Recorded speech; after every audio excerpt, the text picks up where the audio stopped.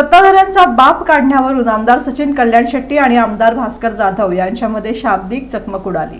महाराष्ट्र विधान भवन इथं सुरू असलेल्या अर्थसंकल्पीय अधिवेशनादरम्यान अक्कलकोटचे आमदार सचिन कल्याण शेट्टी आणि शिवसेना उबाठा गटाचे आमदार भास्कर जाधव यांच्यात जोरदार शाब्दिक चकमक उडाली।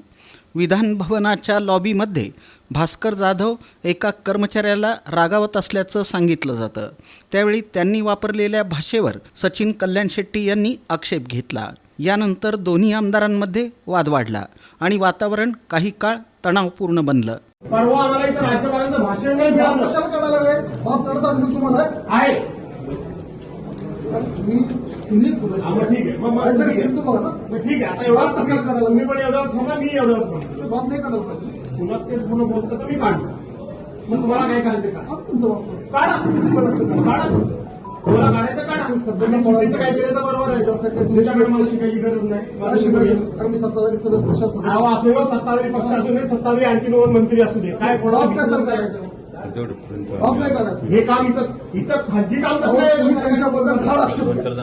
पक्षाचा बाप नाही काढायचा। सरकारी नोकर हे कसं काय काम करू शकतात? बाप कशाला काढायचा? सरकारी नोकर कसं काय हे काम करू शकतात?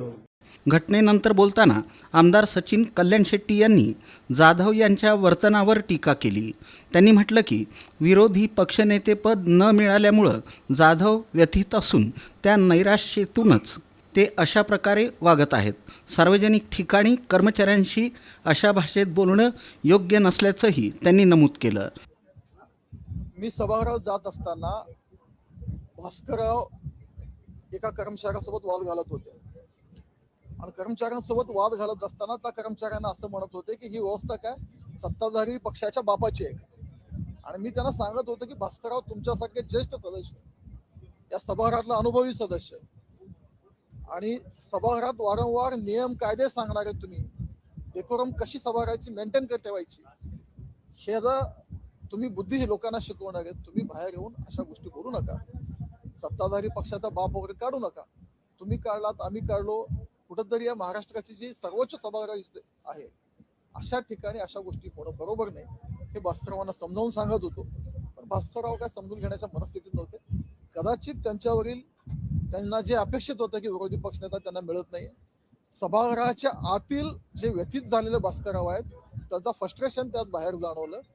महाराष्ट्राच्या राजकारणात वैचारिक मतभेद असतात, पक्षपातळीवर काही विचार वेगळे असतात, पण हे करत असताना कोणाच्या पक्षाचा बाप काढायची संस्कृती या महाराष्ट्रात नाही आहे आणि त्याचीच मी समज आणि विनंती करत होतो की असं तुम्ही बोलू नका। भास्करराव ते ऐकून घेण्याची। दरम्यान या घटनेमुळं अधिवेशनादरम्यान राजकीय वातावरण आणखी तापल्याचं चित्र पाहायला मिळालं।